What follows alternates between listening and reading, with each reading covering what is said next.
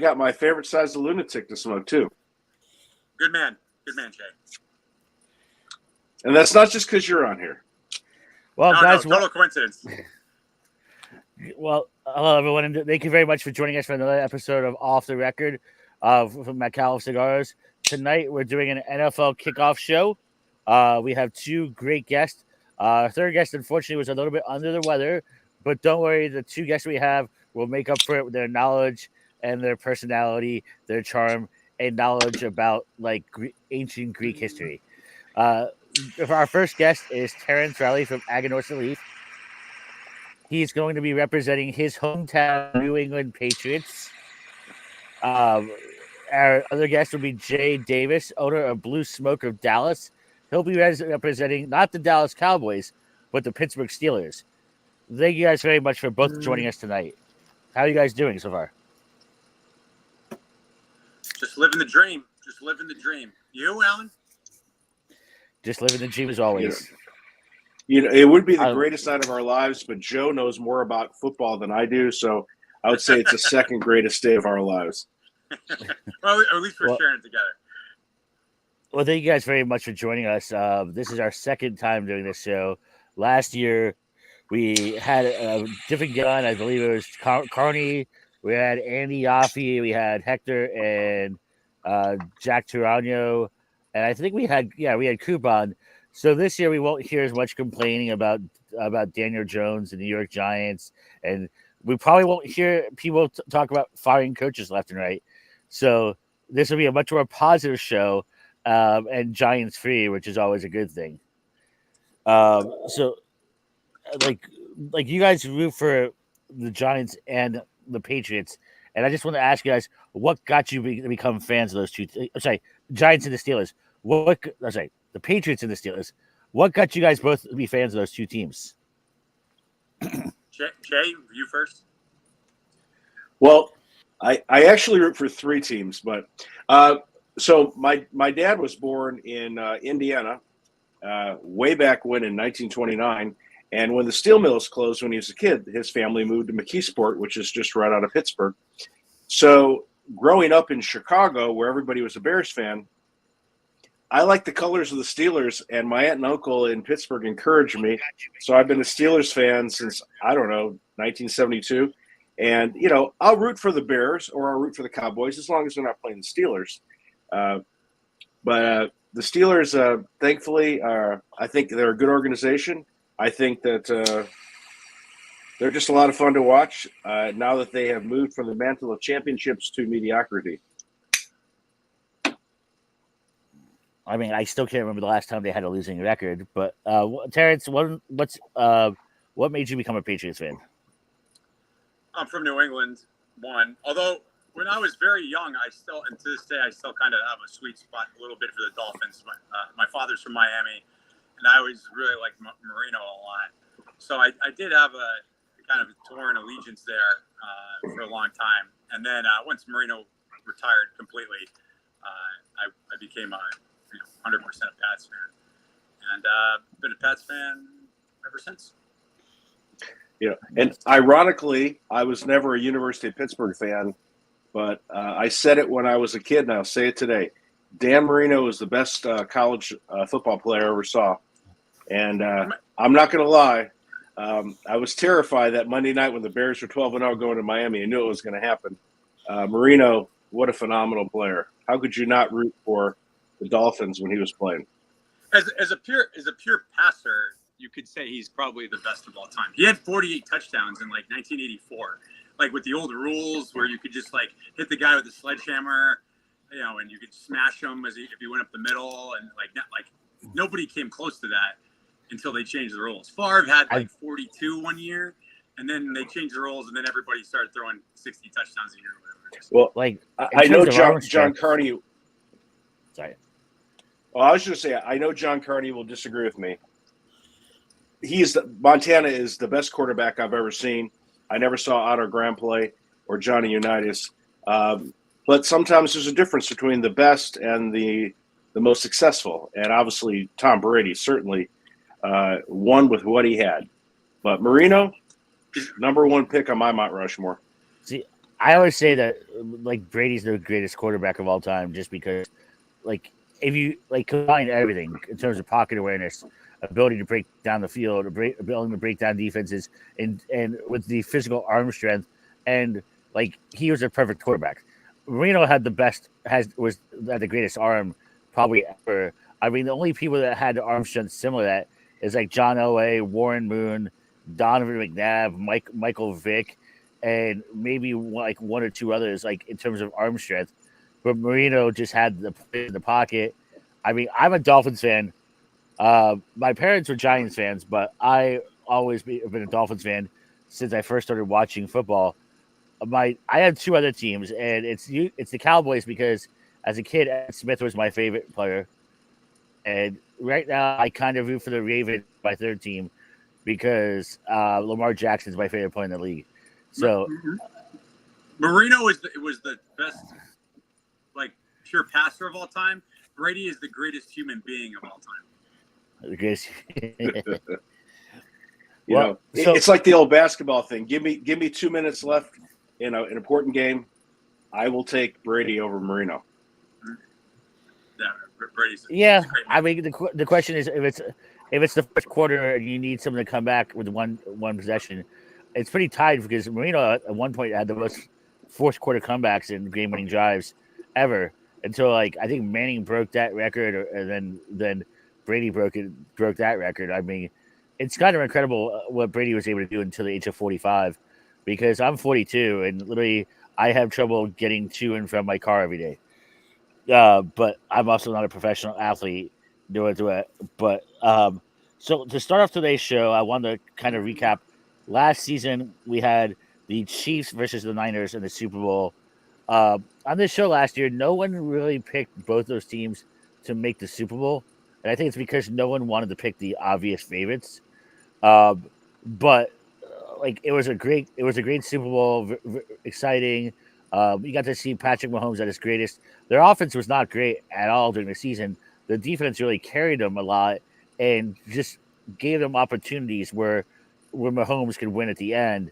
And we saw the Niners kind of not so collapse in the Super Bowl, but just not play as well. I mean, and I think that happens a lot of times. We don't understand why teams underperform in the Super Bowl, but you have to understand that unlike in the Super Bowl, the teams have 2 weeks of preparation, and you're playing against the best teams in the league. You're not playing against like 4 and 12 teams, so you can't expect to perform at the same high level.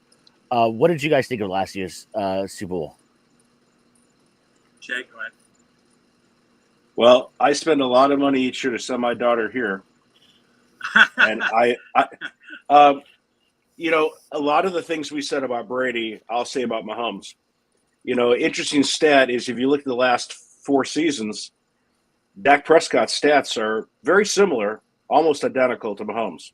But Mahomes, like Brady, man, when he needs to run 25 yards to escape a sack or needs to make a pass, there is something very special about him.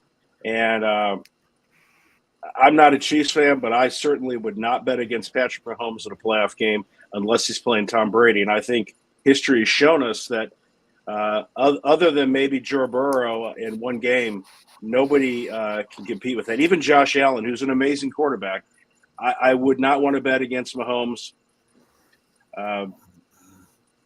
What can you say? I mean, he impressed me more last year with a lot of problems in his team. He just got the job done when it needed to get done. Absolutely. If Mahomes has another, let's say, 10 years, how old is he? 26? I want to say he's around that age, 26. Maybe he might be 27, but he's around that age. If he has another 8 to 10 healthy years, and he doesn't get any major injuries, he's going to have a lot of Super Bowls. He's 28. Yeah. He's 28. 20. Okay, so yeah, you'd say another 6-8 years. But he turns 29 in a couple weeks. He's old. I mean, the challenging thing with him is it's about their ability to replenish the talent pool around them. I mean, Chris Jones is 31 years old, and he's an all-pro defensive end. You have Kelsey, who's an all-time top 5 greatest tight end ever. he's probably in his last couple of years. And if they can continue to replenish, maybe not get guys that they don't necessarily need guys that are all pro level, but it's about being able to afford paying him his salary and get talent around him. I think this year they actually did a great job of acquiring talent in the offseason. I mean, he's got 3 Super Bowls in 4 years. And I think that I believe he'll get at least 5 Super Bowls by the time he retires. And by the way, his best Super Bowl was when he lost against Brady. If you watch him in that Super Bowl, he's where I really started to say, okay, this guy has the potential to become the greatest of all time. Like, was that Super Bowl? I mean, he can't catch the ball. He would be running around. He had no time. He was running around, missing, dodging sacks, and then he would put it right where it needed to be put, and the guy would drop it or whatever. But he was awesome in that Super Bowl. It just the team didn't perform. Yeah, so I mean that guy can have 2-3 more Super Bowls easy if he keeps playing the way he's playing. The fact that he won the last 2 Super Bowls without Tyreek Hill, with a Kadarius Toney who drops more passes than I've ever seen in the NFL, and he also lost. I think he lost another receiver they had early on. I mean, the fact that he's able to continue to do this, and this year they added talent around them. Like they added Xavier Worthy in the first round, who people are comparing to Tyreek Hill in terms of speed and talent. They added Marquise Brown from the Arizona Cardinals, who's a really good number 2. They also brought back Juju Smith-Schuster. If these guys turn out to be as good as they can be, let's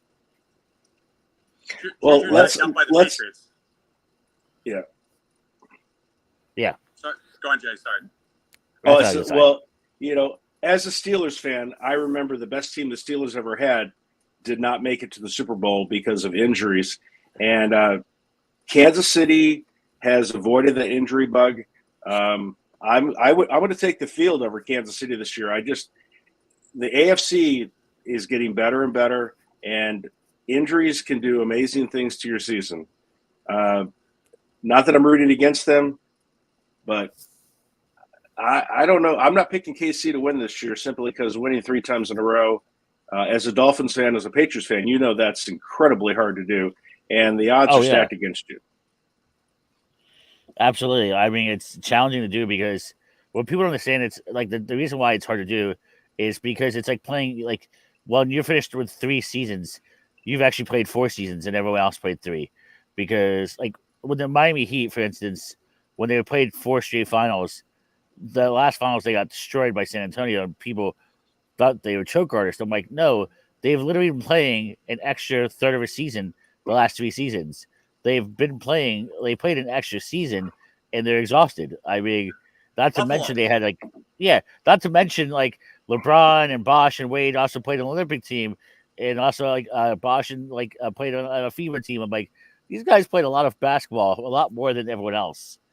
But so to start off, to really get down into the weeds with this. By the way, if any people are watching, I highly encourage you guys to put any comments or questions you guys have about football to any of the panelists. If you guys are smoking, be sure to share what you guys are smoking tonight. Hopefully, you guys are smoking Aganorsa or a Micallef cigar. But so the first off-season topic that we want to discuss, but after the Chiefs, was the Dallas Cowboys. I mean, this is always a big topic, even though everyone says they can't stand how much the media talks about the Cowboys. Yet that's what draws the ratings. They really didn't do much in the off season in terms of they had some holes last off season. They lost some players like Lawrence, and they kind of waited to the end to basically extend CeeDee Lamb, but they didn't really add any talent in terms of free agency. In fact, they were the quietest team in the NFL in free agency. What do you make of their off season, and do you think they're going to go up or down versus last year? Jay, you're the Dallas guy. Jerry's all in, right? There hasn't been a repeat champion of the NFC East in 18, 19 years. I think if they win 9 games this year, or 8 games, I think that's expected. If they can win a couple more because of Dak, great. But, Washington's going to be better. Philly can't be any worse than they were at the end of the year. And who knows, maybe the Giants might bumble a couple of games, but I see the Cowboys getting in as on a wild card, but I just don't think they're going to win in the playoffs. And this year it will be because they're not good enough. Last year, I think was a lack of preparation. It's going to be the same thing it always is with the Cowboys every year. They're going to win a few games at the beginning of the season. Everyone's going to be excited. We did boys and all that stuff.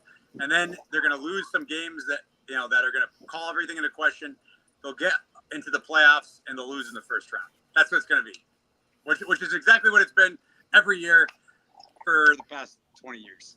What's crazy is the last 10, 15 years, no team has done a better job of drafting than the Dallas Cowboys.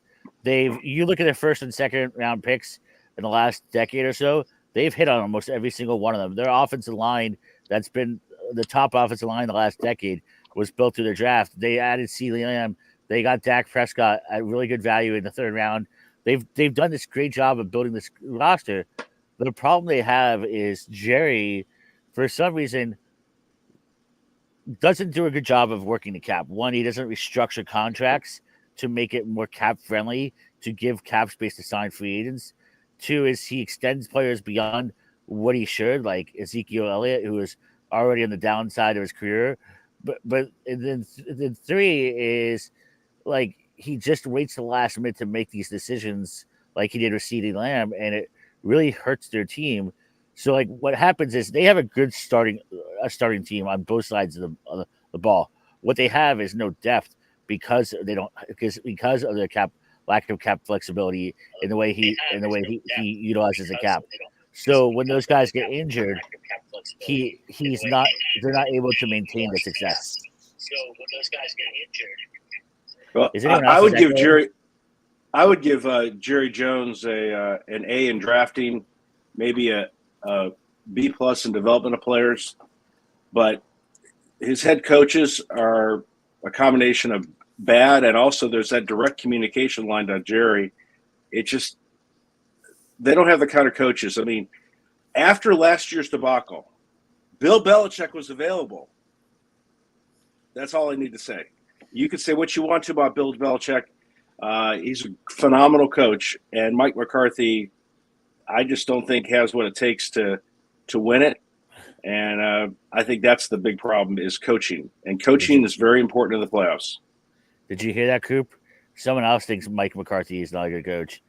He's as mediocre as he can be. But, he won a championship because he had one of the top 5 greatest quarterbacks. And since then, he's failed miserably and has underachieved ever since then. Like Mike McCarthy. He won a championship because Ben Roethlisberger, who I love, has too much of Brett Favre in him and threw an unnecessary pick in the Super Bowl. Aaron Rodgers is a phenomenal quarterback. Got to be in my top 5, even though I hate the guy. Aaron Rodgers is why he won that Super Bowl. Yeah, and it was like you saw it, like where their offense is not interesting. Oh, it's not unique. It's not creative. Like he doesn't make players better. Like on the offensive side of the ball, and in my opinion, he does a pretty bad job with timeouts. I don't like coach talk that much because I think coach talk is overrated. But I think the problem that we have is that we give too much power in terms of too much credit and too much blame to coaches. I mean, I think that and the things that we blame them for isn't like always the reason why teams are not successful. The real most of the success is about the stuff you do before the game, like the preparation and the actual development of the players, not the actual X's and O's. I mean, like X's and O's are often there's literally a foot or an inch of difference between success and failure. So I think sometimes we put too much credit to the actual game calling. Well, I disagree. One of the things you could complain about the Patriots dynasty is, with the exception, I think, of maybe, and you correct me, TJ, maybe one of the Super Bowls, every game was a close game. I think a lot of those wins were because of Belichick and the way he coached. No, they're all close games, every one. But I think the success they had with Belichick wasn't necessarily the stuff he did during the game. It was the stuff like how he built the system around the players he had, how he developed players to fit his system. Well, I think it's both. I mean, I mean, look at the undefeated Dolphins. Do you know who the defensive coordinator was the year they were undefeated? No, actually, who is it? Don Shula. Yeah. There was he did double duty. You know, I think there's he a was lot also to be said for coaches. He was also, you know, and Shula. Yeah, Shula might be. You know, he's definitely in the argument for the greatest coach of all time. I mean, Shula's the most overrated coach of all time. Shula's the game passed him by, and he had one of the best quarterbacks of all time, which we just talked about. He never drafted a running back. The defenses were never good. Well, he goes to one Super Bowl with that quarterback. Talk about absurd. he did draft running backs. He drafted Sammy Smith, who turned out to be a cokehead and a drug trafficker. Yeah, Kareem Abdul-Jabbar, who was he was good for 1 yard. Oh, hey, he was good for 1 yard. Hey, Larry's it was 3.3 yards. It was 3.3 yards. He was a guy that was good in the the undefeated team in the early days, and the game changed, and he did not change, but he had a quarterback that was incredible, and Marino made sure that he kept his job. But that guy should have been. He's the most overrated quarterback coach in history. He literally had. Imagine having if you look at guys that had a top quarterback for that long. Look at how many Super Bowls they go to. Look at how many Montana goes to. Look how many Brady goes to. Peyton Manning went to. If you look at them all, they all went to a bunch of Super Bowls. Yeah, maybe they won more or less. He went to one Super Bowl and never touched it again. You just described Mike Tomlin's career. Mike Tomlin has done so little with so much. I guess he went to 2, but I mean, he's also never had a losing season. No, he went to 1. No, you were right. He went to 2. He went to 2 and he won 1. He went to 2, but I think what you said about Shula, I could apply to Tomlin. Great coach, but I think the game has passed him by, and I wish they would have made him the general manager and brought someone else in to coach, but it is what it is. I think the problem that Shula had was, and I remember very clearly the end of his career, was he was very loyal to his guys. Like Gary Stevens, who was the offensive coordinator, should have been fired probably a decade earlier. But Shula was just very loyal. He wanted people around him that had been there for a while. I think the problem with Shula was they didn't do a good job of drafting and building. They always focused on the offensive line. When Duper and Clayton were done, they replaced them with an older Irving Fryer. Yeah, they never really found McDuffie. They never really they basically relied on Marino to make up for the deficiencies in other areas. Yeah, and exactly. They drafted a lot on defense, and their defense was usually decent, but sometimes bad. Usually it was the defensive backfield that was weak. I mean, Shula did a good job of keeping him consistent and relevant. The problem, I think this gets overlooked. In the 90s, he was facing off against the Buffalo Bills team, which was probably in my lifetime is one of the 10 greatest teams of all time, and they didn't even win a Super Bowl. But they waited for 4 Super Bowls. They went to 4. I mean, again, yeah, the Super Bowl itself is a little bit. I don't know how much you can judge on Super Bowls because it's one game and there's a lot of factors. But to go is not an accident. And to go 4 times in a row, the Bills just they had just so much talent. They had Bruce Smith, who's probably one of the 5 greatest defensive ends. They had Thurman Thomas, one of the top 10 running backs of all time. Jim Kelly, who's probably the top 20 quarterbacks of all time. They had Steven Tasker. They had Andre Reed, who's a Hall of Fame wide receiver. That team had so much talent around it. And I think so. I don't want to say, but Shula only made it to 1 Super Bowl. He was also facing a great team every year in Buffalo. He was drafted in '84, and Buffalo gets good in '90.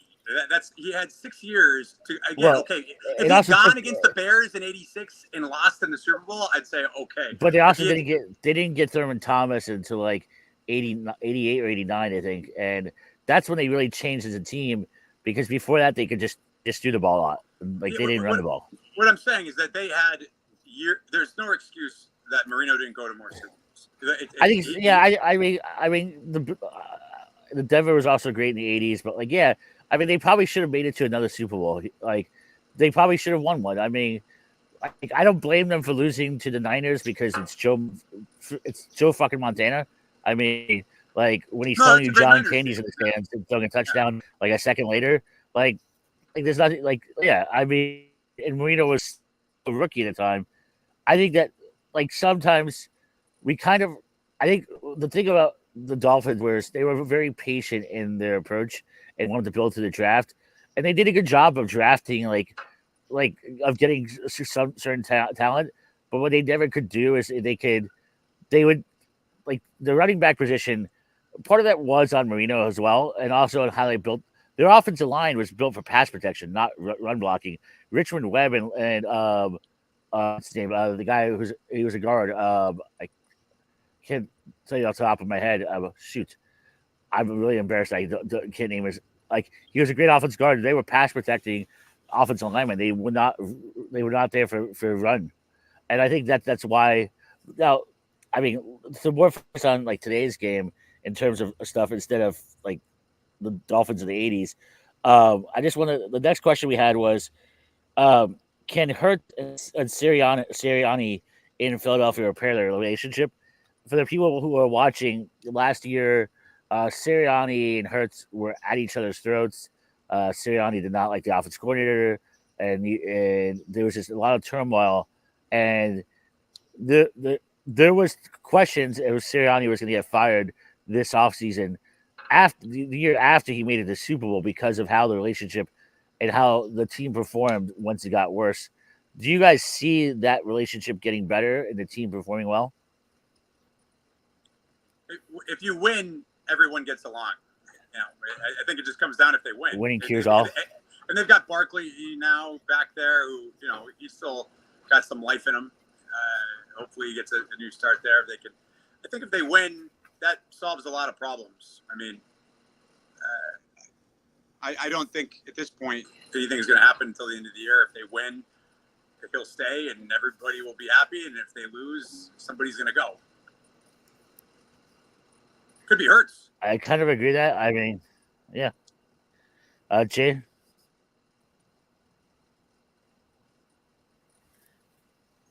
Is Jay frozen? I think he's frozen. Oh, no. Am I frozen? No, I can't hear Jay. You talking? Can you hear me? Jay, Jay, are you muted? are you on mute? Did you mute yourself, Jay? Jay is muted. Jay. Okay, so I'll talk a little bit then. So the Eagles, I thought, I think what they did this year is there was a lot of issues they had in their defensive backfield. They drafted backfield first round and second round in this offseason. They brought in Saquon Barkley, who I think is an upgrade of Swift.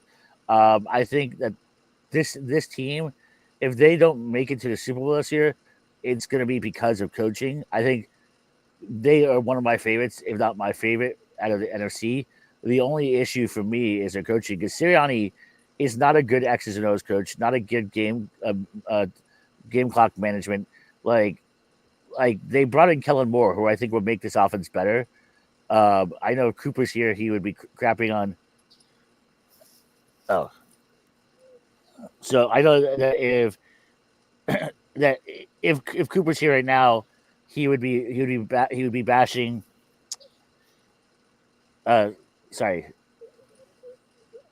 Jay says Jay, I'm muted, can't turn it off. Jay, you actually muted yourself. It's saying that I can't unmute you because you muted yourself. He's saying he can't unmute it. He sent me a text. He says he can't unmute it. Oh, you can't. Jay, what you might have to do is leave and come back in. He's not muted on my part. He could be doing an excuse just to get out of here. He's tired of this already. He wants to go. Okay. Try it again, Jay. Okay. Jay, get out and then get back in. This is really embarrassing, but hey, this is like live Facebook. I don't know.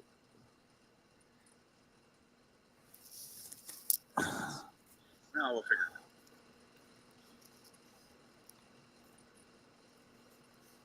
You know what? I'm going to remove him from the room, and then he can come back in. Let him come back in. There you go.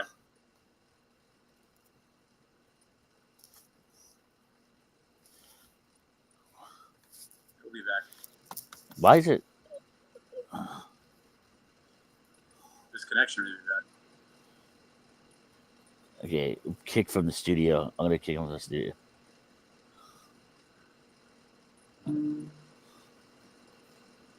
Okay, so that way you can get back in.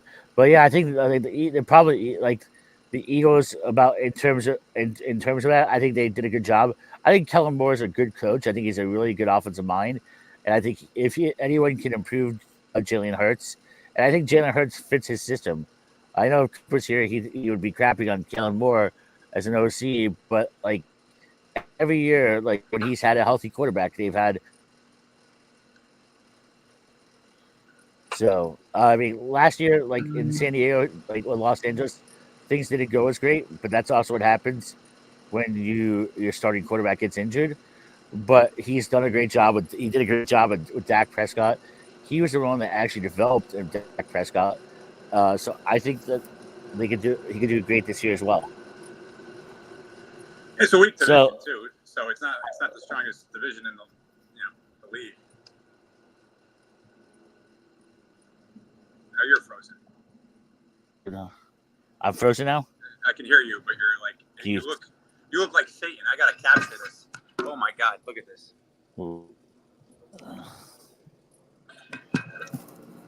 Am I still frozen? I can hear you, but you're Taryn? like, all I can see. Yeah, can you hear me? Yeah, I can hear. Yeah, I can hear you, but you're frozen and you have like the eyes of Satan. So maybe Let me see if I can change.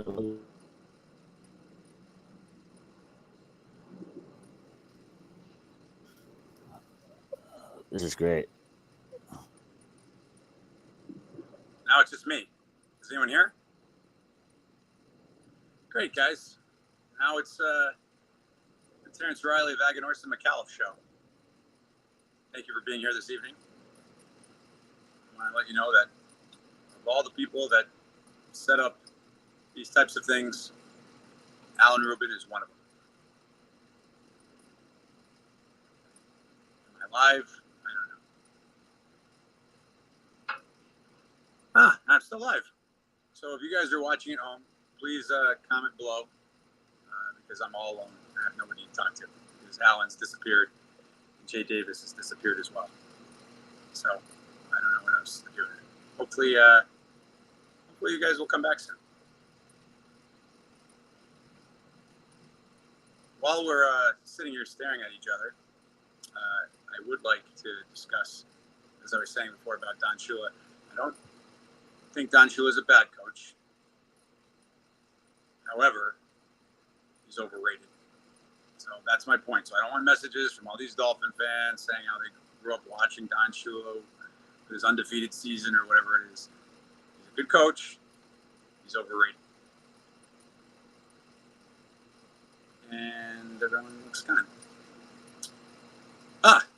Jay's back. And Alan's back. Hey Everyone's guys, back now. back. Yeah, it's really weird. It must be StreamYard because I couldn't stop or turn on my cam. I couldn't even leave the studio. I had to turn my computer off. So Yeah. Yeah, I was by myself for about yeah, but It was a you Terrence gave- Riley you show. gave your It was the Terrence Riley Micallef show. hey. Here's a stat for you, all the Aaron Rodgers fans. In the history of the AFC East, which has 4 teams, where do the New York Jets rank in number of titles? In terms of the AFC East, In AFC East, there are 4 teams. Where do the Jets rank as far as number of divisional titles in the AFC East? Divisional titles? Mm-hmm. probably what second? How Fifth? could they be? Because, well, there was a time when the Colts were in that Oh. division. That's how bad the Jets are. Wow. So I feel for Jets fans. The Buffalo has more divisional titles than the Jets. Well, Buffalo's won, 2 or 3 divisional titles in the last few years. Yeah, that's true. Yeah. They won. I think So they 3. had 4 and then 2. You know, And I'm sure when Namath was on the Jets, they were not in the AFC East. Okay.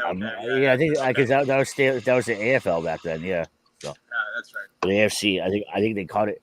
I don't know. They had a divider. Yeah, that's an interesting one. So we were talking about the Eagles, Jay. What are your thoughts on like the Sirianni relationship with with their quarterback.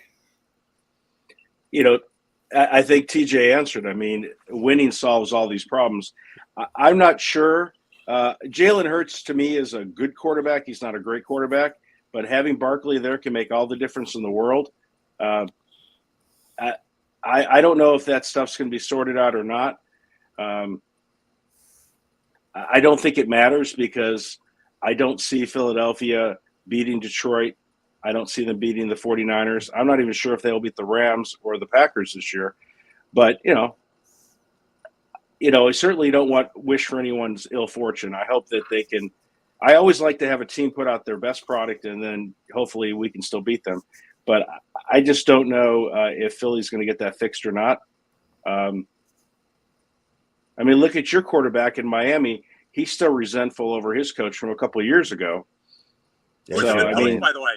Who's a good coach? Brian Flores is a good coach. I was wishing that he would have taken over the duties of Pittsburgh when Pittsburgh needed a general manager. So I think Flores is a good defensive coach. I think that he's not very good. He doesn't know anything about the offensive side of the game, and I think that he carried himself in a way that players didn't really care for. And I think it's different. Bill Belichick, doesn't talk people think that he emulated Bill Belichick. Belichick doesn't actually talk to his players that way that you described. He Belichick will make jokes, but he's not so negative, and he doesn't beat someone up day in and day out and mess with them mentally. That's just not his thing. I mean, Belichick's thing is he just ignores you. With Flores, I mean, those teams were garbage, and they win 500. I mean, they're not good teams. And I think he did good. I think he did a good job in the games. I think, but it's two things now. It's one is that it's not a defensive game. There's hardly any defensive coaches anymore. It's not offensive games. There's not that many defensive coaches anymore.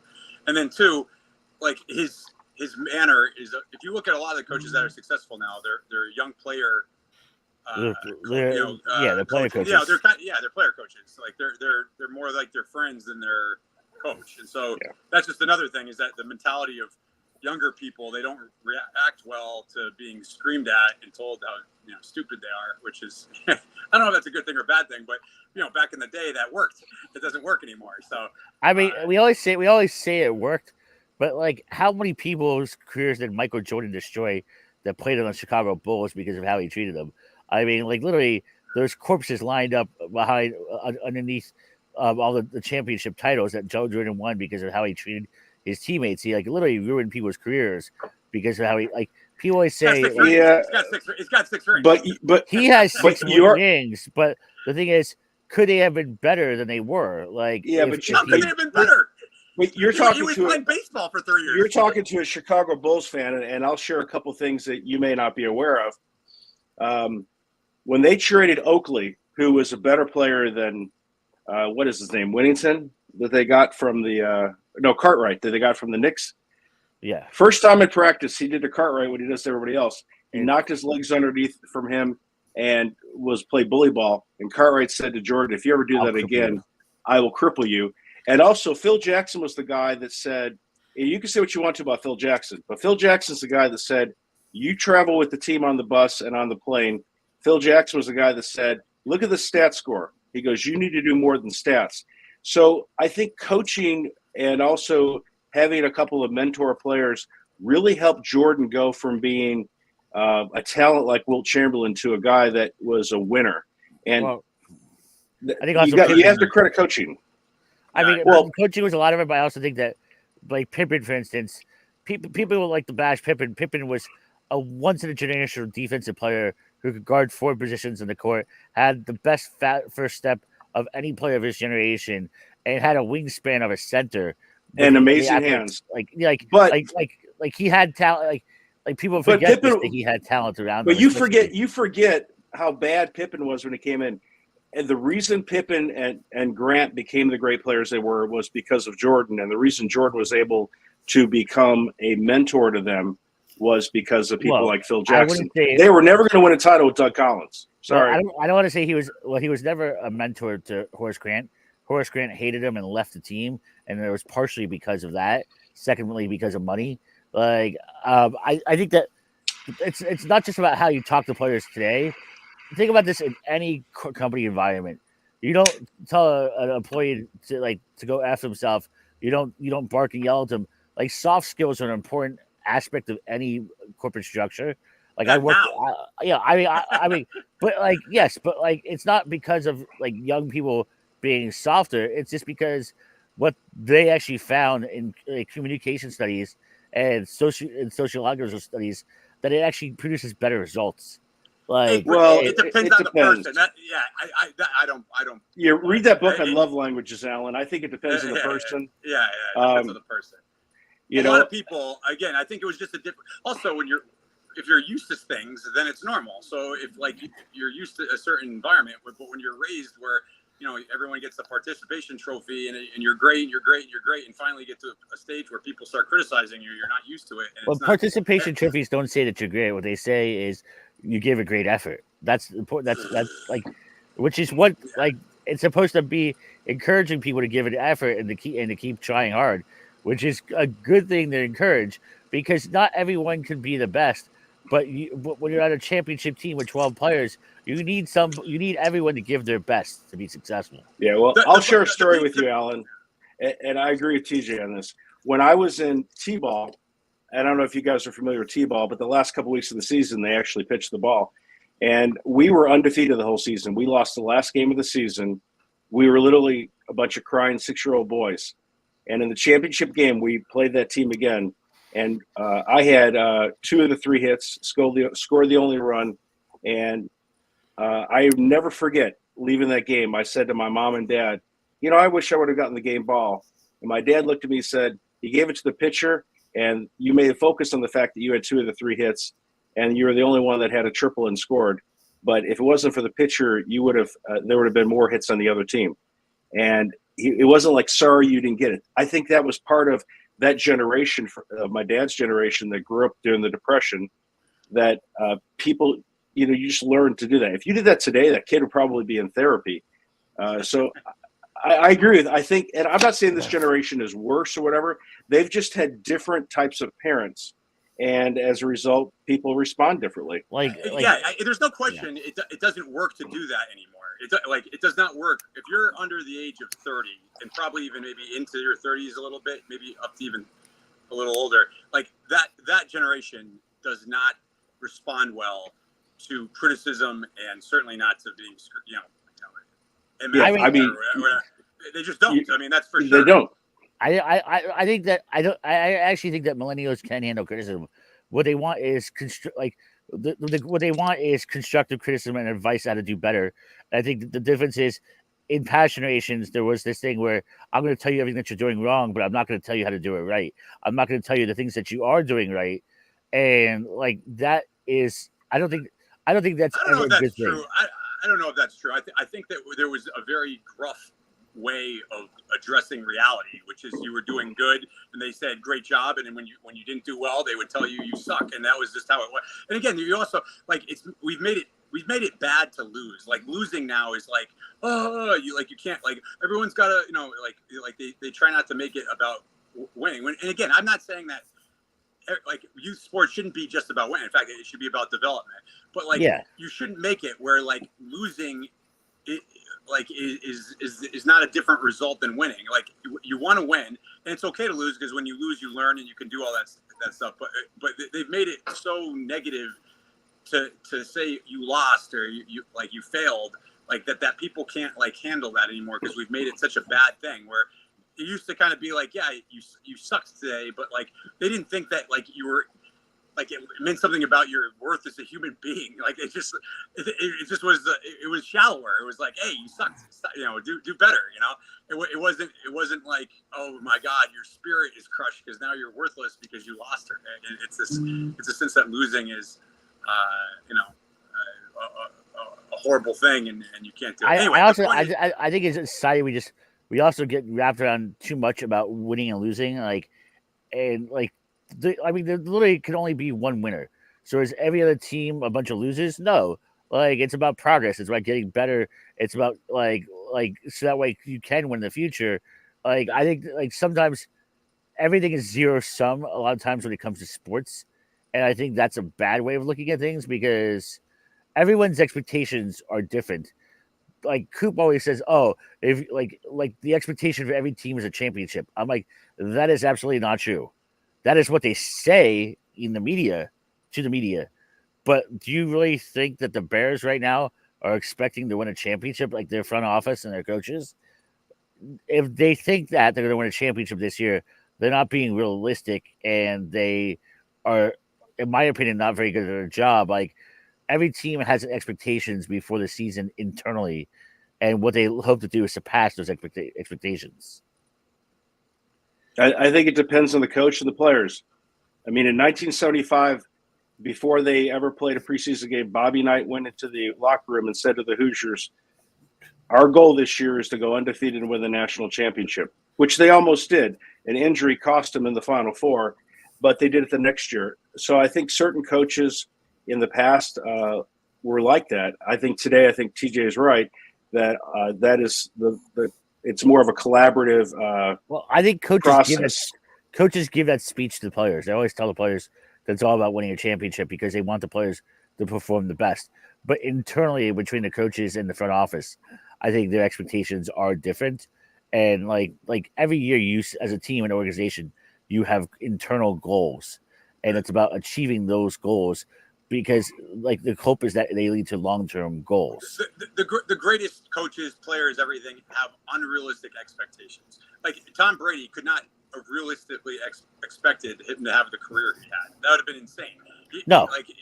He was like the fourth guy on the depth chart, like with a starting quarterback that just got paid $100 million and was a top quarterback in the league at the time, and he went on to take his job and then win 6 Super Bowls over the course of 20. But his mentality was to go out and do that. Like Jordan, went and played baseball for a little bit, came back. I think the really great people, which is irrational to believe, but they believe it. And that's and they couldn't have achieved what they did had they not had that irrational belief. So Terrence, a kid I grew up playing tackle football with. I played tackle football in my youth. His name was John Shaw. He played safety at Michigan. He played on the same Michigan team as Tom Brady. And last time I saw John was like 10 years ago. And I'm like, did you know that Tom Brady was going to be great? He goes, I knew he'd be great because his tenacity was always there, and he was actually a very good quarterback. But he goes, if you said he's going to win like all these Super Bowls, I would have laughed. He goes, because in college he wasn't known for his arm. He was known for his mentality and his work ethic. But to me, it's like work ethic is what produces results. Like there's a lot of great players who are born with physical gifts. To be a great quarterback, you need to have a work ethic to be great. Like you can't be like the only non-great work ethic successful quarterback was probably Brett Favre, and the only part he wasn't really great at, like in terms of work ethic, was studying the playbook and learning other defenses. Like I think that's what's amazing is as how to be great as a quarterback, you need to be a workaholic more than anything. Yeah, I mean the guy. I mean, I was never a Brady fan because I'm a Steelers fan, and Mike Tomlin could never outcoach Bill Belichick. But I'll never forget this. I'm watching the Super Bowl, and they're down 28-3, and they mercilessly sacked Brady, just crushed him. And he gets up, and he has this look in his eyes. And I looked at my wife, and I said, holy shit, I think they're going to come back and win this game. There's something about a guy like Tom Brady that just refused to quit that you have to admire. And that you can't teach greatness like that. You just can't. And either you have it or you don't. And Mahomes, I think, has that. So the next topic that we have is this offseason, Aaron Donald, Fletcher Cox, Jason Kelsey, and Matt Ryan retired. What is the impact of those guys, and do they make the Hall of Fame? And like how is it going to impact the teams? And which of those guys do you think will make the Hall of Fame? It was Kelsey, Ryan. Who was the first one? It was Aaron Donald, Fletcher Cox, Jason Kelsey, and Matt Ryan. Kelsey, probably. And Aaron Donald, definitely. I think they all make it. I think Fletcher Cox, I think, has like 9 Pro Bowls.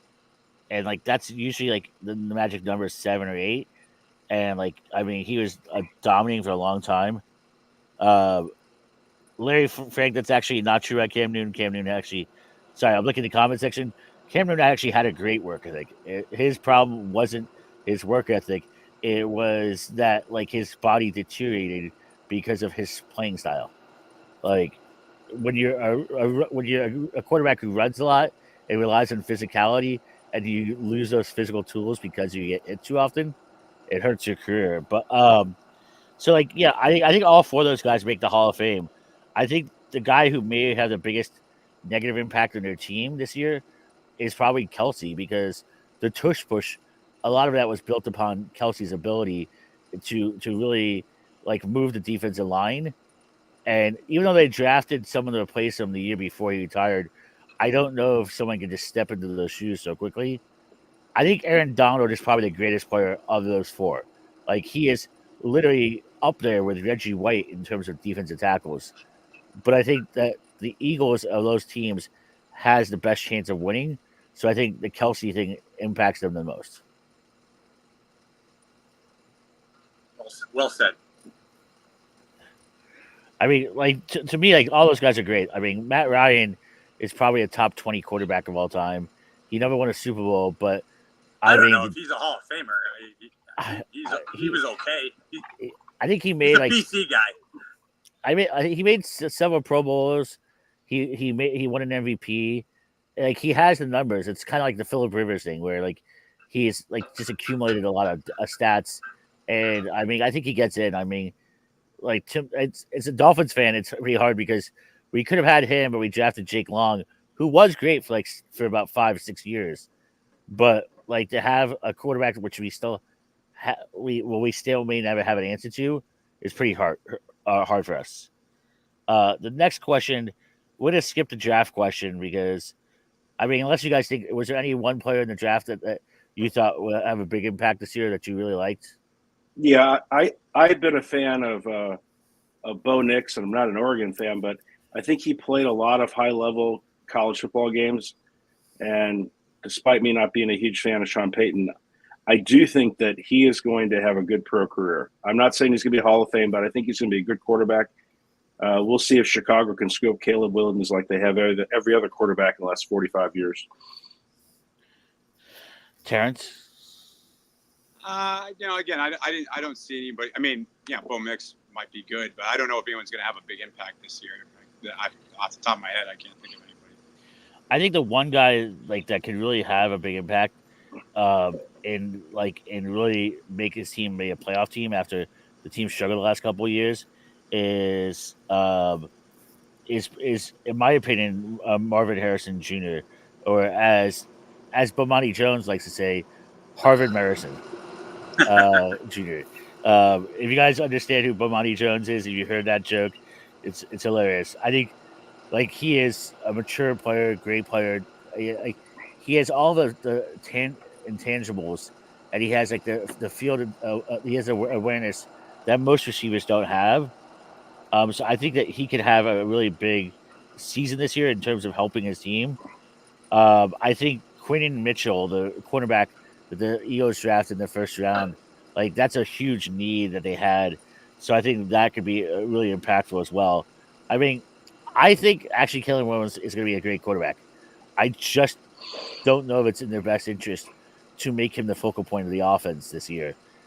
I thought this year's draft was actually a pretty good draft in the first like 10 picks. After that, not so much. But also this season we had a bunch of free agent signings. You had Derrick Henry join the Baltimore Ravens. Saquon Barkley joined the Eagles. Kirk Cousins joined the Atlanta Falcons. Calvin Ridley, I forgot who he joined. We had Brian Burns and Christian Wilkins all signing free agent deals. Which signing will have the biggest impact, do you think, this year? Well, for the player, the best signing was Cousins. He got the greatest deal ever. That guy just makes so much money. Well, it goes to show you how important a quarterback is. I think even just a decent one. I think Derrick Henry could have a huge impact because it's already difficult to scheme against Baltimore, and I think with him, I just think it makes Lamar so much more dangerous. Oh, I mean, here's the crazy thing. Last year their starting running back was Gus Edwards. they had the best rushing game in the NFL. Like they have a good offensive. They have a great offensive line that's really good on rushing. And now you're adding a Hall of Fame running back in Derrick Henry. He may not be the same Derrick Henry of 3 years ago, but last year he had 1,100 yards with a team with no offensive line and no other offensive players around him, and they basically like pounded him as much as they could. I think that this year he could have 1,500 yards rushing, and I think to me that's probably the biggest impact signing because I think the Ravens, if any team can beat the Chiefs, it's the Ravens, in my opinion. Well, I mean, we'll see how he does in the division. I mean, Myles Garrett and T.J. Watt are probably the two best defensive players. And unlike Michael Parsons, who Dallas puts at the wrong position, I think he's got to play 4 games against those guys. And, Cincinnati is no joke. So we'll see how he does against that division. But I do agree. In the playoffs, I think that it makes them more dangerous. But Lamar Jackson, to me, he's got to prove that he can win. One thing you can say about big win last year in the playoffs that was phenomenal, and I think he did. I mean, I think this year he's got better talent around him than ever. I think that now he has no excuse. But Josh Allen. The guy's pretty incredible. He's with 12 seconds left, he's dangerous and a half. And I also think Joe Burrow, if he's healthy, C.J. Stroud, it's not going to be easy to come out of the AFC. Whoever gets out of the AFC, I'm bully for them because there's a lot of good teams and not just Kansas City. Absolutely. Terrence, any other thoughts? No, I think that was pretty well said. Okay. So now we're going to go to the next section where we talk about our favorite teams. Jay, you want to start off with the Steelers, who I actually misspelled in the email. I spelled it as like stealing instead of steal. So I'm sorry about that. But your thoughts of your team for this season? Well, I still don't know if they figured out the offense, and I was not happy about either one of the quarterbacks they got. But I guess either one of them will be better than what they had last year. They have a very tough schedule. The one thing that I think that people aren't mentioning, everyone's mentioning that Pittsburgh has the 3rd toughest schedule in the NFL. Typically, Mike Tomlin teams tend to do well near the end of the season, and he tends to do well in divisional games. They were 5-1 in the division last year, so I think Pittsburgh has a chance to be decent. Maybe that's 8, 9, 10 wins. I don't see them winning that division. I don't see them winning a playoff game. But I think that I think they'll probably win 10 games this year, and they're going to be a team that no one wants to play. But I just really worry that Fields and Russell Wilson are just not going to get the job done. I hope one of them proves me wrong, but I doubt it. Terrence, and you and your Patriots? Yeah, it's going to be a rough year. I don't know. I don't think they're going to do that well. Brissett is going to start for which is probably the right thing. I think they're looking at it as kind of like a rebuilding year, and he's going to be there, but he's never really done much anywhere. And then May, the preseason May didn't look great to me. I mean, he's young, and so there's lots of time. In fact, Wilson, the 3rd string guy, that guy out of Tennessee, I thought he looked better, to be honest with you, than May. But it's good that he'll have time to develop, and we'll see in time what's there. It's a new coach. Mayo's part of the system, so there'll be less transition or less difficulty transitioning there. But he's a defensive coach, and again, it's not a defensive game anymore. So we'll see how it goes. I think they could have a 500 season, but I don't have high expectations for them. I can understand that. I think May's got a real potential. I think they're better off basically losing a lot this year and having a top 3 pick and maybe trading them down and just building through depth. The great thing about today is time where there's so much desperation for a quarterback. If you have a number 1 pick, you can turn that into 3 firsts in a couple of seconds easily. Not saying that you should try to tank, but I'm saying that there shouldn't be a rush to try to win 7 games. That's not the goal. The goal is to build a long-term foundation for success. They've got a tough divisional schedule. they've got a tough schedule. But again, I see them winning. Five games to 500. They could be anywhere in between there, depending on how things go. I'm gonna go like 3 or 4 games this year. I just think that their schedule is really hard, and like I think that like you think they're going to be worse than last year? I think they could be. I mean, like what was the record last year? Last year, I think they get 8 games. Now they were in it until the very end. They were. Yeah, I mean, I think Mayo's going to be a good quarterback, a good coach in the long run. I think he's got the good mentality. I don't think that he has players' respect, but I also think it might take some time for him to find his footing as a coach. Yeah, it's true. No, again, there's a lot of question marks this year. Yeah, I'd be surprised if they win 6 games, just because I think the Jets will be tougher. I think Miami is going to be tough for them to beat. I think Buffalo is going to be difficult. And I don't know. I would have liked to have seen a different quarterback. If you're going to get rid of Belichick, which I don't think they should have, why replace him with somebody that's going to have the same systems and strategies? I would see, like, that's the thing about that system and that strategy is the other coaches that run that system and strategy were disciples of Belichick, and none of them were successful as head coaches.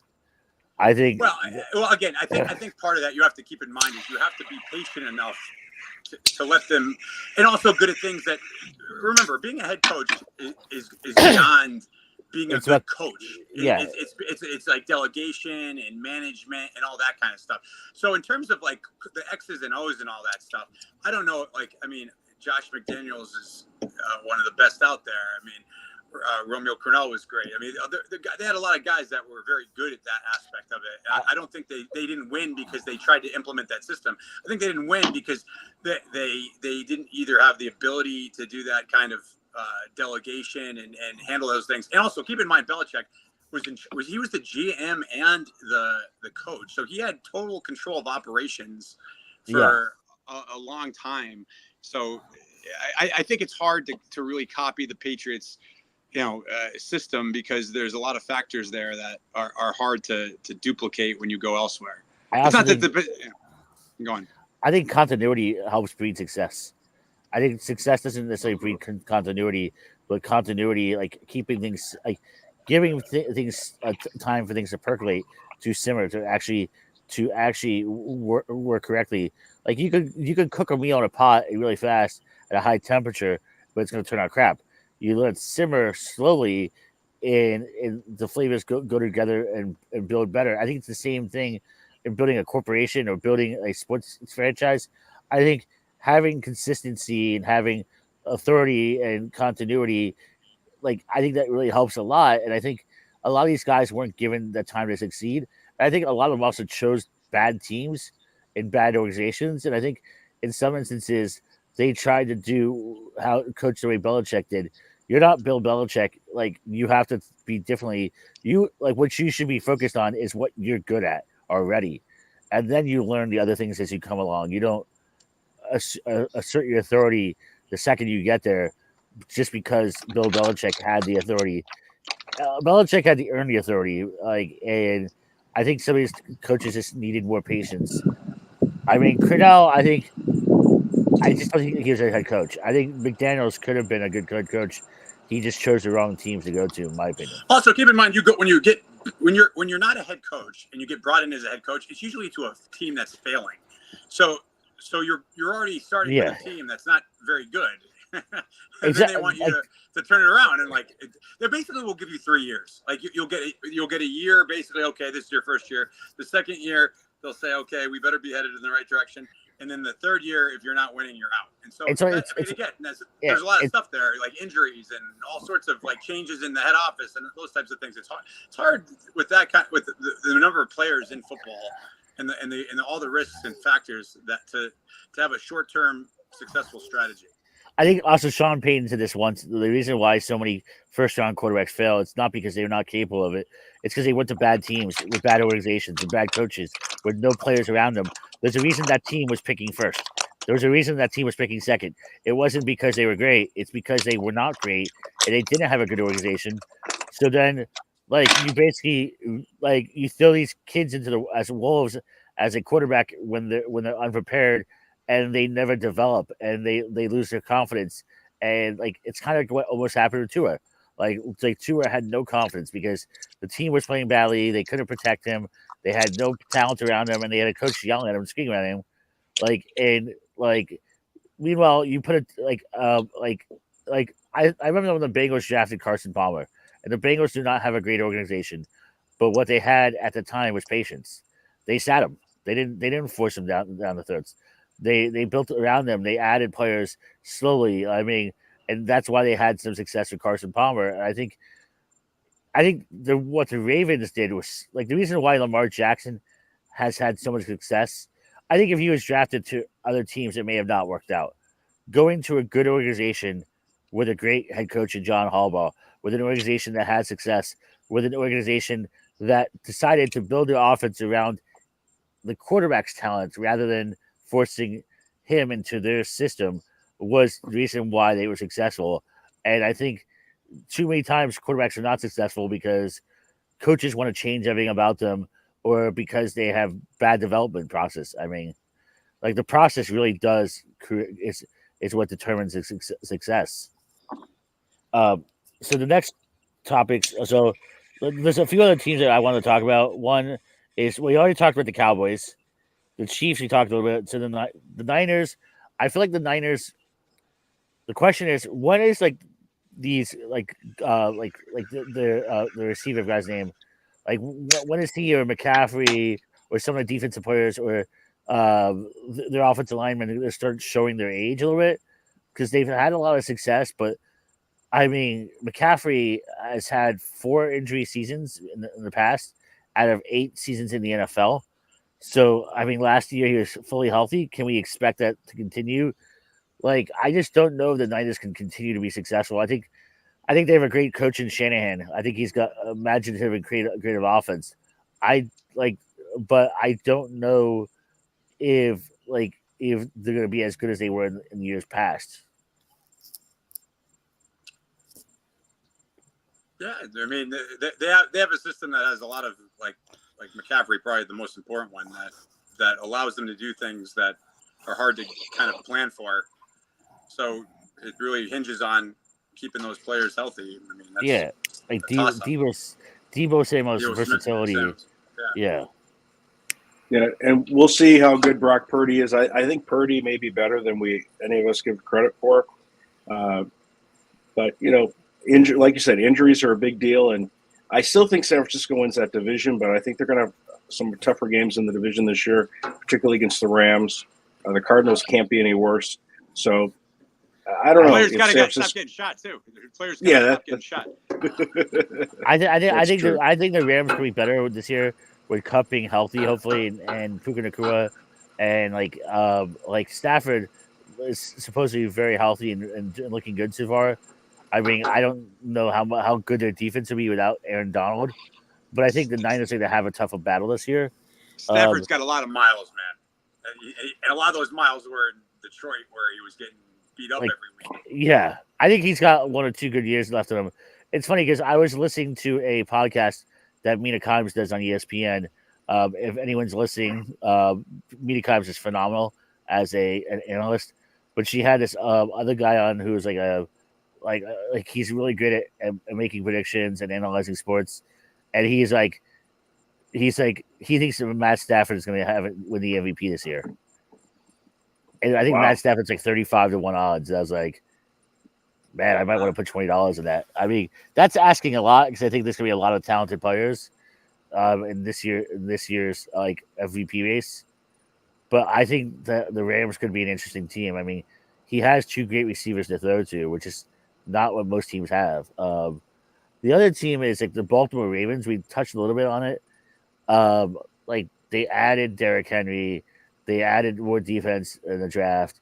Their like Ronnie Stanley is not the same offensive lineman he was previously, but I think their also receivers are getting a little bit better.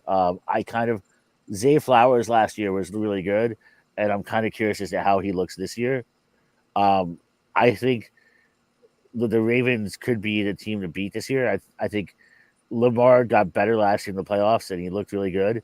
I mean, I think they were in the regular season, they were the best regular season team last year.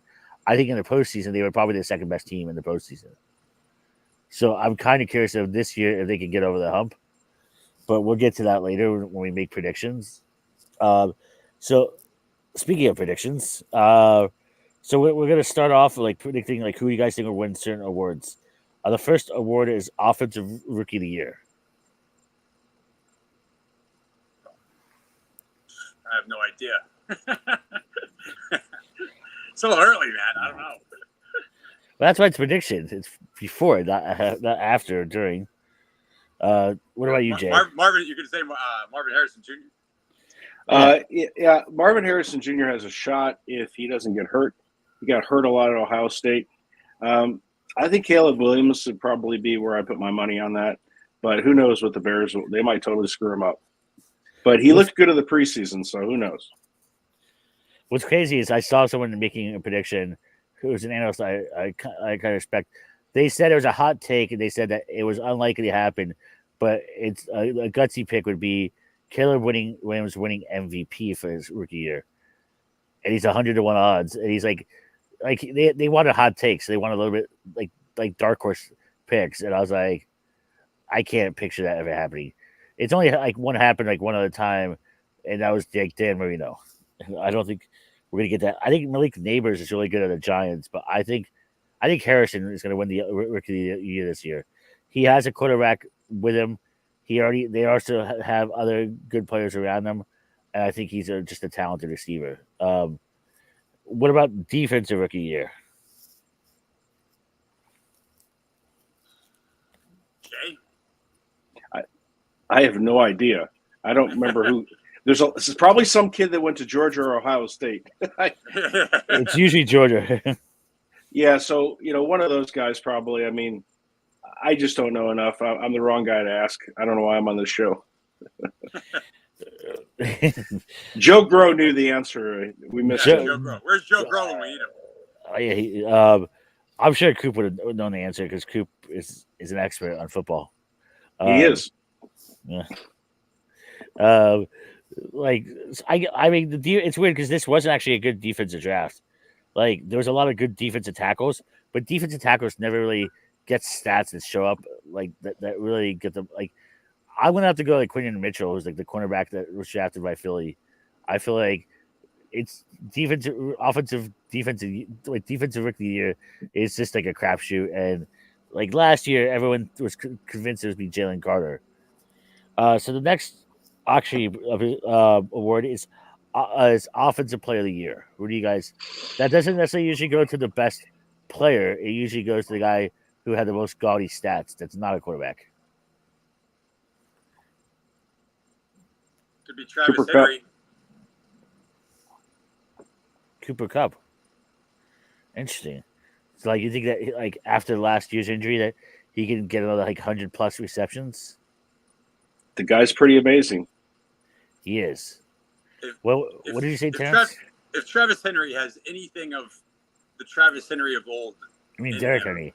Derrick Henry. Yeah, Travis Derrick Henry. Travis Henry from the Buffalo. Yeah. Yeah, I'm not even sure I'm where dating he is myself. now. I'm dating myself. Derrick Henry. If he has anything of the old stuff left on that team, he could put up some numbers. With the system that they have there, it just depends how much left of the guy that we think of is left. Yeah, there's that guy that plays for the Dolphins. He's a pretty good wide receiver. Terry Kill, yeah. I wououldn't bet against him. He was phenomenal last year.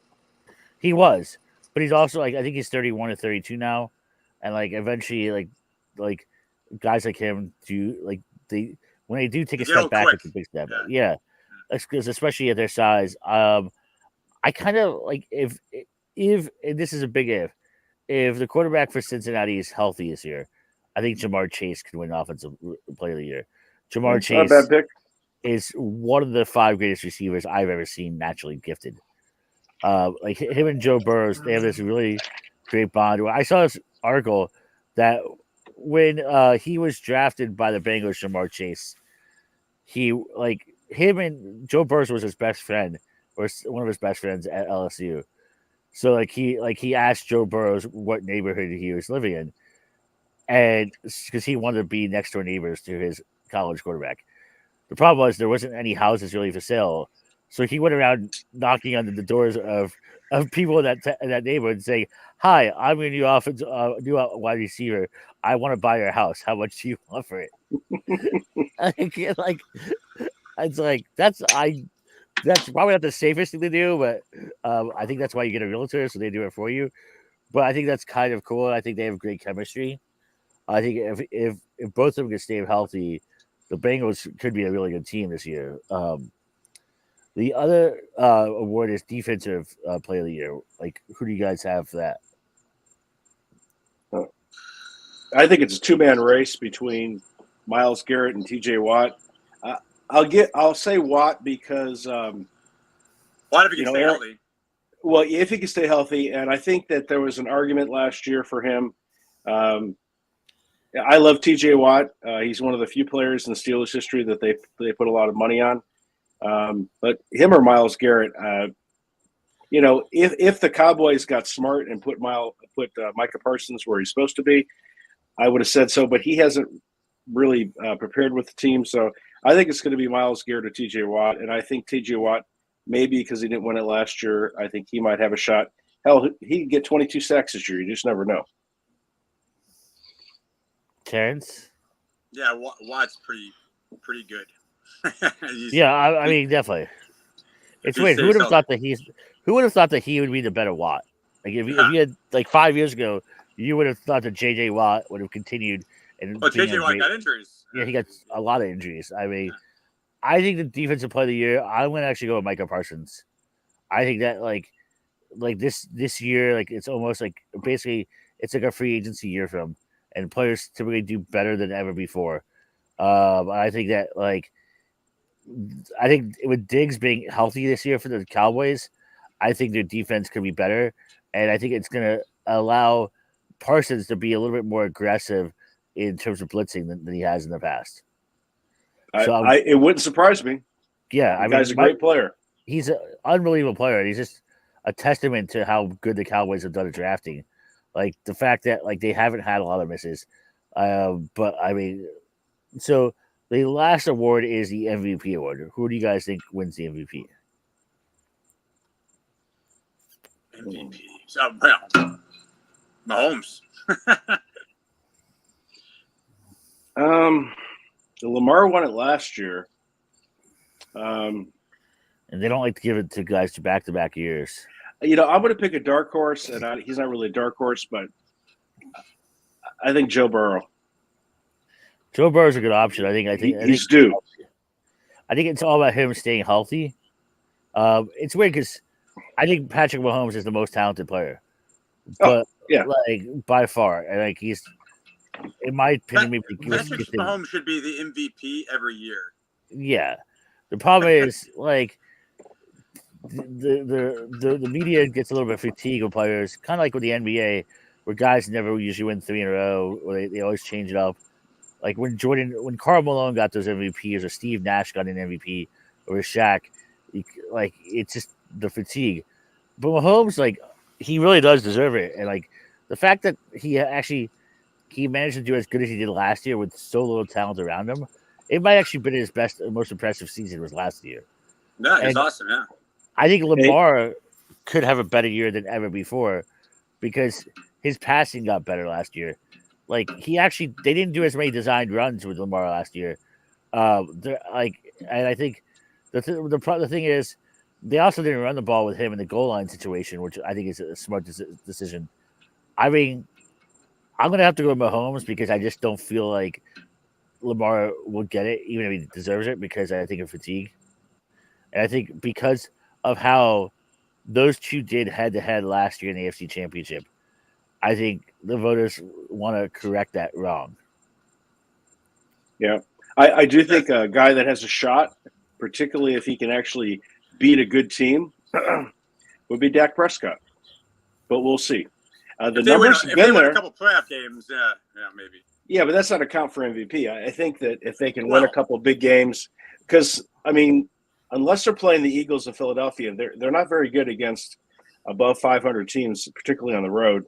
But if they can fix that, but I just don't see Zeke. I mean, they're not going to have a running game, and Dak is a better quarterback when he throws less than 35 times in a game. So if the Cowboys can figure out how to run the ball with Dak up for his contract, it's a possibility. But my money's still on Burrow, and obviously Mahomes is always there.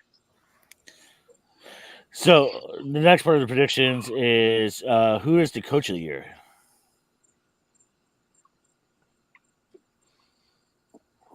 The team that does really well that we don't expect. Yeah.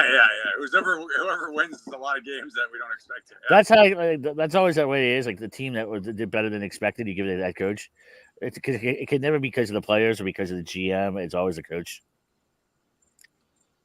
I can't believe I'm going to say this, but Matt LaFleur impressed me last year. I've never been a fan, but I thought he did a good job last year. Good job developing his quarterback. I think LaFleur, if he can win that division, and that's a tough division, and his quarterback continues to develop, I think LaFleur has a chance to prove me and Cooper wrong, and I think that he could have a great year. Last year, LaFleur showed me some things that I didn't think he could do. I think that this year they actually have it easier because the Vikings are without their quarterback. Like J.J. McCarthy, is injured for the entire season. And yeah, but Chicago's not going to be 2 easy wins, and Detroit's not going to be 2 easy wins. It's going to be tough. I mean, I also think that the Packers had a lot of their players offensively started to develop last year with Christian Watson, and I think that they could be better this year than I thought Jordan Love last half of the season was putting up like MVP like numbers. Yep, I don't disagree. I think LaFleur is a very good coach. I don't know if he's the best coach, but I would say I think it could be him this year that gets coach of the year, or it's gonna be.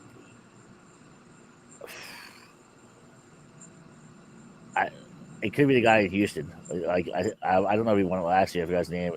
He's great. He was a great defensive player in the NFL, but I think like the Houston Texans coach, I think that they could do another jump this year, especially with the talent they added. I mean, it's weird because I think there's been a lot of great coaches. I think that Mike McDaniel probably deserves consideration. I don't think that he's going to get it because I don't think the team is going to be as successful late in the season. I think every year you could give it to Andy Reid, but they don't give it to him anymore. So who is going to be the first kind of who's the first coach that fired, or are there any coaches that you definitely think will be fired by the end of the season or off season? McCarthy probably. Yeah, I mean, jeez, it's one of the worst hires I've seen. We know that you're going to see 4 or 5, maybe 6 coaches fired. I think Sean Payton better have a good season. Yeah. The problem is that his contract is so big. They're paying him like $20 million a year for like 10 years. Like I don't know if they want to pay that buyout. Yeah, but if Denver has a bad season and by the grace of God, Russell Wilson has a great season in Pittsburgh, that would look bad. Well, I don't think both those things are going to happen. No, neither do I. Mike Tomlin's job is secure. They're not going to fire him. No, the guy's never had a losing season. I mean, they've had 3 coaches since 1969. That's insane. That's like the proof of the continuity breeds success. Even when they had some down years under Noel and also under Cowher, they always gave him a chance to fix that, and they always did. Because unlike Dallas, unlike Miami, unlike New England, Pittsburgh did it right. They let Noel play until he was ready to quit. Now they kind of nudged him a little bit near the end, but Noel had earned that. I mean, the Cowboys actually. What's weird is Jerry Jones actually in the last 15, 20 years has been more patient with coaches. In some cases, like with Jason Garrett and Mike McCarthy, he's been a little too impatient. He was patient with Jason Garrett because Jason Garrett did whatever he said. He wasn't patient about like the winning. He was like, this guy will do whatever I say. Well, it's also like he's been very patient with Garrett and also McCarthy But I think one of these is also is because he had a relationship with Garrett that like Garrett played for the fucking Cowboys. I mean, like they had a very long relationship, and yeah, Jones likes guys who do what he says, and he also wants coaches that are just going to coach and not be the one worried about the players being chosen. And Jason Garrett's a really nice guy, and he's very respected. Like Jimmy Johnson respects him, but I still can't believe that Mike McCarthy has a job after that Packers game. It was embarrassing. So. I mean, like he doesn't show accountability when they lose. To me, like that's the sign of a bad coach. Like, when a coach doesn't take blame or doesn't take accountability when his team loses, and actually blames the players or blames like the refs, to me that's someone that isn't a fully realized adult and isn't a leader, in my opinion. I mean, when it's your fault, like today, I was late. We were this late, like we were late getting this show ready to go. Why? Because I was late. Now there was things that was outside of my control, but I should have been more prepared ahead of time. So, like last week, the show didn't happen when it was supposed to happen, and that was my fault. You know what my dad used to say? My dad would say that if you're late, it's your fault. He goes, you should anticipate that you might need to stop and change your tire, and you should still be on time. Absolutely. But yeah, I think the guy that I'm worried about, and I think he's a good coach, is Dable in New York. I think he's going to have to win at least 6 games, and pray for him because I just don't think that. I think that team is in trouble against all of their division opponents. I think Sean McDermott is going to be fired this year. I think that the Bills are going to falter this year. They're not going to do as well as they did as they did in the past. I think. Well, speaking of Dables, he has not been the same quarterback since Dables left as an assistant. Yeah. I think also losing the receiver, and I think their team just kind of quickly got old and fell apart. But I think McDermott gets fired. I think McCarthy gets fired. I think Dable probably does get fired. I think if the Eagles don't make it to the NFC Championship, I think Sirianni's fired. I think it's going to be very tough this year for a lot of coaches, and I mean that's Jacksonville's coach. Yeah, who's that? I think he's on the hot seat with Trevor Lawrence. Jacksonville needs to produce. Yeah, I mean, there's no reason for them to be this bad. They literally got one of the most highly rated prospects in the history of the NFL, and he's so far just been okay. They choked last year against the Texans, and at the end of the season, Jacksonville, their coach is definitely on the hot seat to me. Yeah. Which if Coop was here, he'd know his name. I don't remember his name. Yeah, he knows coaches. That's for sure. So the next question is: so we're gonna skip the division thing. But who do you think is going to win the AFC Championship, and who do you think is going to be in it? Kansas City Ravens. And which team do you think wins that game? I would hate going against Kansas City, but again, I think if the Ravens are better this year than they were last year, they're going to be very tough to beat. Good. Yeah. The question is, what happens to the Chiefs are better than they were last year? Because actually, that was probably their worst season as a team. Yeah. I mean, imagine they added a bunch of talent. Imagine if they're actually better. What about you, Jay? I'm picking dark horses. I think Cincinnati and Buffalo, and I think Josh Allen finally gets to the Super Bowl. Okay, I'm gonna go Terrence. I'm gonna go with Baltimore versus Chiefs. But I gotta go to Chiefs. I want to see the Ravens do better. I mean, I want to see the Dolphins win the Super Bowl. But if not, I'd like to see the Baltimore Ravens because I'm a huge fan of Lamar. But it's hard to bet against the Chiefs, especially.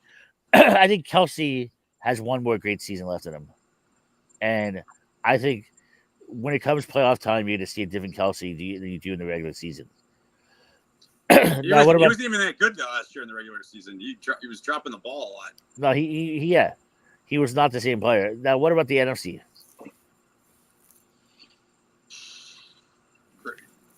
Green Bay, maybe. Green Bay. Yeah, I think Green Bay over. I'm not going to go chalk. I'll say Green Bay over the Rams. I think Green Bay plays Buffalo in the Super Bowl. So I'm going to go with. I'm going to probably going to go. I'm going to go with the Eagles over the Packers in the NFC Championship. I think that's how it goes. I think the Eagles really did address the defensive back situation this offseason. They added Saquon Barkley. They made some upgrades. If their quarterback is healthy and if Sirianni gets out of his own way, I think they have the most talent of the NFC teams. Now, does that mean they'll win? That's a different story. But so in the Super Bowl, you guys have Jay, you had what teams in the Super Bowl, Buffalo and Green Bay. and who do you think wins? I think the Bills finally get a championship. Wow. There's a story. What about I you, don't think it'll happen.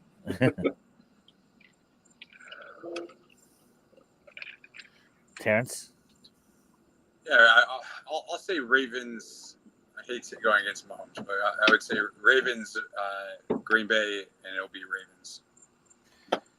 I'm gonna go Kansas City versus Philadelphia, and I think Kansas City wins another Super Bowl. I think Mahomes gets number 4, and I think that I'm curious to see if Reed retires or not. I think Reed still has a few more years left in him, but I think you're gonna see Kelsey. This could be his last year or next to last year. So, I mean, he's got a plan for his wedding with Taylor Swift. I think a lot of things that he's doing off the field are more attractive to him in the long run, especially the stuff that he does with his brother in terms of podcasting and TV work.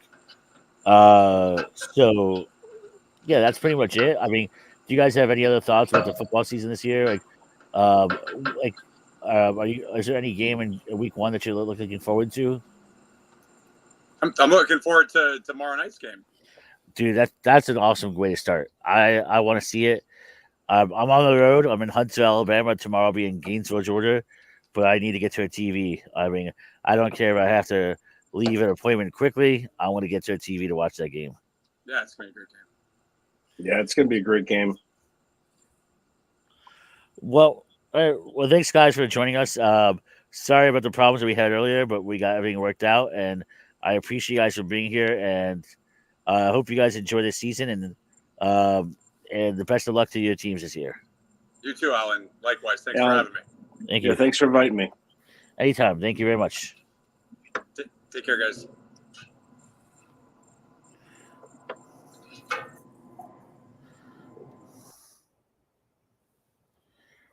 Oh. And before we exit, I just want to give all the people listening just some heads up. Tomorrow night on Smoke In, they are going to be doing a virtual event for the Micallef Red. They're going to give away a Micallef Red keychain only to people who make purchases tomorrow night on smokein.com. It goes live then. You're going to see a lot of red events and social events in the near future. Next week, I will have a red event at Mr. G's Cigars and Tobacco Shop. That's going to be in Woodstock, Georgia, next Friday, the 13th. Myself and Amanda Micallef will be there. It's going to be a great time. I believe it runs until 4 to 8 p.m. We're going to have some great deals and great swag. The 21st, which I believe is a Saturday, I will be in Mobile, Alabama. I'll be at Havana Rays. We're doing the anniversary event. We're going to have a great raffle prize, 5 boxes of Micallef cigars totaling $1,000 in MSRP. So you want to be there for that. Al Micallef will be at that event. The night before, I'll be in New Orleans at Mayan Imports. We're going to be doing a happy hour event and a red launch event at their magazine store in the Garden District. We have a lot of things going on. Check out the events section of the Micallef Ambassadors page, and you guys can learn more. The red launch is going to be exciting. We're going to probably expect to see a shipping. So, like in September and October, you're going to see a lot of events going on. Those will be the first opportunities you have to get them. and then sometime in mid-October, so it will be launched out to the remaining retailers. So if you have a retailer near you who is a Micallef retailer, encourage them to set up an event or encourage them to bring in the red. It's going to be a great cigar. It's $7 and $8, just like the Toro, and just like the blue and the black. And if you love spicy cigars, this is the cigar for you. So make sure to talk to your retailers. And if not, tune in tomorrow night, smokein.com, with Abe DeBabna, Alex. I think Amanda's going to be on. Dan Thompson's going to be on. And it's going to be a great time. And we hope you guys enjoy the red. And I hope you guys enjoy your weekend. Thank you very much for giving us your time tonight and being patient with our issues. But we'll make sure to do better next time, especially when Lauren's here. When Lauren's here, everything works perfectly because I am a complete idiot when it comes to technology. But we appreciate your patience nonetheless. Until next time, have a great day.